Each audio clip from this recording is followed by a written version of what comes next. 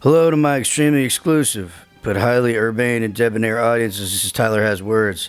Today we delve into the PBS version of Les Misérables. Yes, I'm late with this one. Whatever. Right off, I will not be breaking with my protocols. The following will be a highlight of the positive and a chance to talk about why certain things work. I like to keep it sunny, don't you know, even when talking about the dumpster fire lives of the characters in this adaptation of the Victor Hugo classic novel. Spoilers ahead, beware.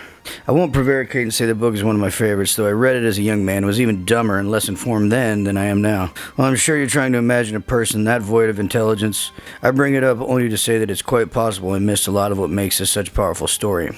A rereading is in my immediate future. As soon as I get done with the page-turning Summa Theologica by Thomas Aquinas, my finished date is scheduled for sometime in the year 2045. So a little bit of the obvious out of the way. The PBS series, it's a mini-series. I watched it in 2 days, partially because I have obsessive disorders, and the other part is because it's really good. Yes, good. Another thing, it's not a musical. Right there, it grabs a huge amount of points. Any TV show or film automatically earns an enormous bump for not being a musical. I tried to watch the latest Hollywood adaptation of The Misérables, that's what I'll call it, The Misérables, and lasted not long, because people were singing. Mostly. I would like my pain and suffering to be song-free, thank you much, unless it's country music from the 60s. Keep in mind that I'm mostly joking before you break out the pitchforks, but keep in mind, the book was not a musical, either. Unless I'm missing something. I miss things all the time. I miss things all the time. The performances are generally fantastic. McNulty is a great Jean Valjean, and Phil Collins is a wonderful Fantine. Javert is played masterfully. The only cast members that don't kill it are in the second half. But I think this isn't their fault. It's more of a plot thing. Let me explain. Once the scale of story gets ramped up and the populace of perpetually pissed Paris begin to rise, it starts to become slightly less interesting. I found myself in full immersion when it was basically a strangely obsessed jailer and policeman going out of his way to make McNulty's life a total hell. The plight of Fantine is done right. Total suckfest. She's left by some jacknut with a kid, I hate that guy, taken advantage of by the evil innkeeper and his wife, and ultimately let down entirely by the world. When it's personal, focusing on these admittedly one-directional characters, the story works for me. I'm pushing aside the myriad plot conveniences, of which there are tons, because redemption, hatred, obsession, and struggle are huge characters in their own right, smacking the viewer directly in the face. It's damn sad to imagine what a young lady and her daughter would do in the middle of an already poverty-stricken country, and the series pulls no punches in the telling of the tale. Just when things are looking up for her, well, yeah. Anyway, we get a little hope at the end, though it comes at quite a cost. Jean Valjean.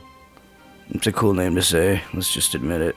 Ultimately does the right thing like he's on repeat, saving that wimp that will marry his beloved Cosette. So, plotting in characters that are unbelievably just what you need them to be at the right moment? Question mark? Yep, hard for me to say this, but I don't care. It played on my heartstrings. When it tried for social relevance on a grander scale than the main plot, the story flattens. This is a general rule of thumb for me. Big ideas like class and social ills are more poignant when depicted through a few characters, like the unjust suffering of Jean Valjean and Fantine. When it cuts to the group of dudes talking in a bar about their grievances, meh. It's not because they don't have a point, we simply don't know them very much. They look like a bunch of college kids who think the king sucks and needs his medicine. I agree with them. The most American thing about me is that I think monarchs of all stripes suck. Even the ones with quote-unquote the great after the name talk about the needy. It's hard for me to pinpoint what ultimately made me enjoy this version so much, but I think it's the simplicity. McNulty is pissed and bitter. McNulty is Dominic West. I'm calling him McNulty because of The Wire. That's his name in The Wire. So he's pissed and bitter, and then he's not. He's wrong and redeemed. Redemption. Phil Collins is hopeful and really pretty and bitterly disappointed, but her hopes live on through young Cosette. It's epic stuff. Seems like they got the spirit of it right, and like I said, no one broke out into a friggin' song. For those of you who think I am biased against musicals, I will be doing a 20-part series on the Blues Brothers and why it's the greatest piece of American art ever produced. It is coming in 2046, just after I finish reading Les Misérables. Tyler Has Words. Like and subscribe. Peace.